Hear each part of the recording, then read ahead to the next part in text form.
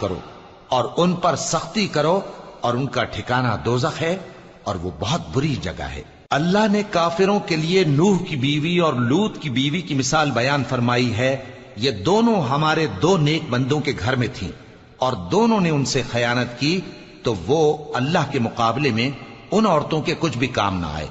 اور ان کو حکم دیا گیا کہ دوسرے داخل ہونے والوں کے ساتھ تم بھی دوزخ میں داخل ہو جاؤ۔ اور مومنوں کے لیے ایک مثال تو فرعون کی بیوی کی بیان فرمائی کہ اس نے اللہ سے التجا کی کہ اے میرے پروردگار، میرے لیے بہشت میں اپنے پاس ایک گھر بنا اور مجھے فرعون اور اس کے عمل سے نجات بخش اور ظالم لوگوں سے مجھ کو چھڑا لے۔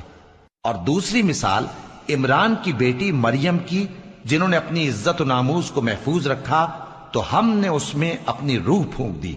اور وہ اپنے پروردگار کے کلام اور اس کی کتابوں کو برحق سمجھتی تھیں اور وہ فرما برداروں میں سے تھی۔